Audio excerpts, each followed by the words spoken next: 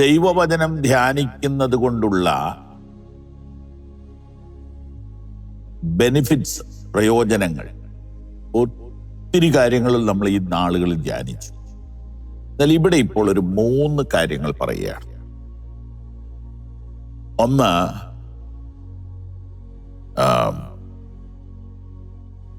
Enemies. 2, teachers. 3, elders. നമ്മൾ വായിച്ചു,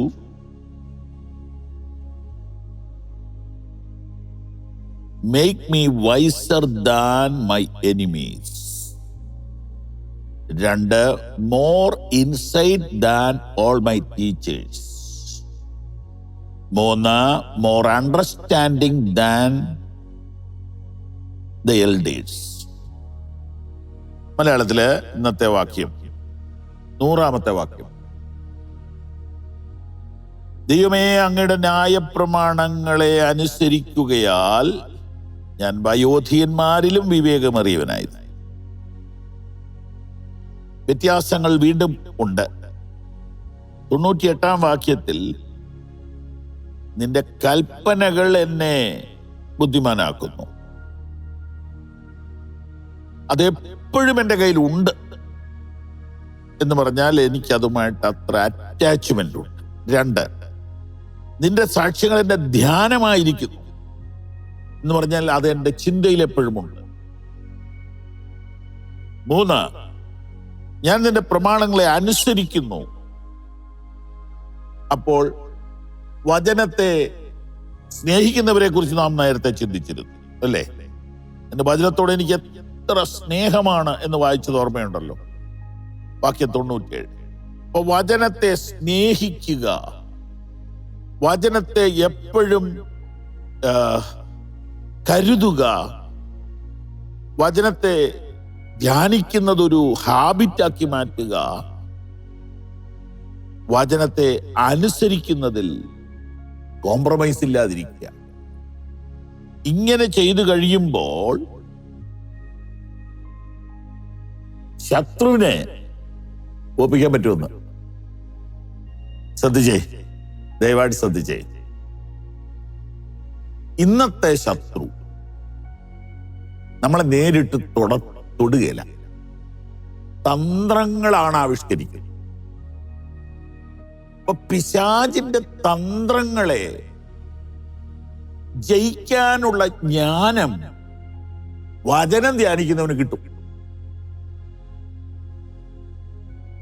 വേട്ടക്കാരന്റെ കെണിയിൽ നിന്ന് പക്ഷി എന്ന പോലെ എന്റെ പ്രാണൻ വഴുതിപ്പോകും എന്ന് പറഞ്ഞാൽ,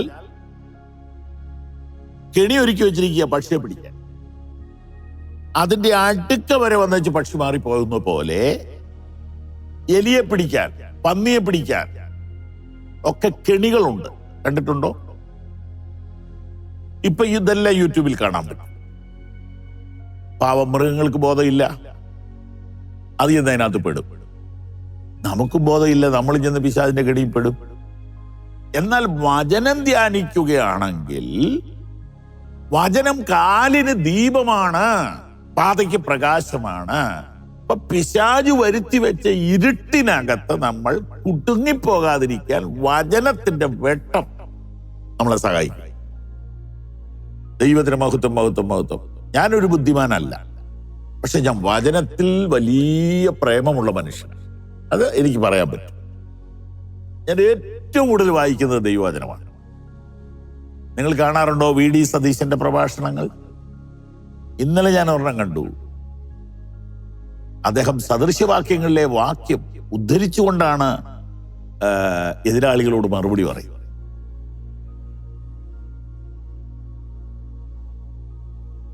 വചന ഒരു സ്ഥിര ധ്യാനമാക്കുന്നവൻ അവന് ശത്രുക്കളെക്കാൾ ജ്ഞാനമുണ്ടാവുമെന്ന്.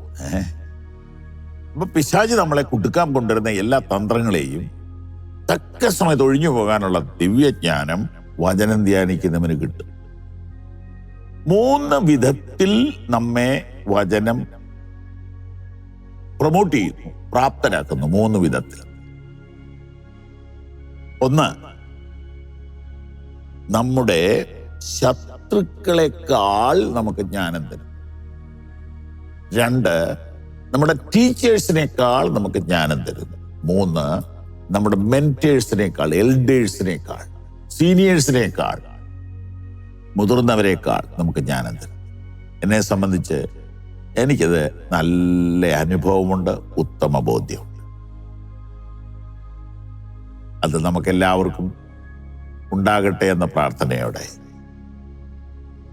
ആമേൻ. ഈ സന്ദേശങ്ങൾ നിങ്ങൾക്ക് തുടർച്ചയായി ലഭിക്കുവാൻ പവർ വിഷൻ ടിവിയുടെ സാമൂഹിക മാധ്യമങ്ങൾ സന്ദർശിക്കുക.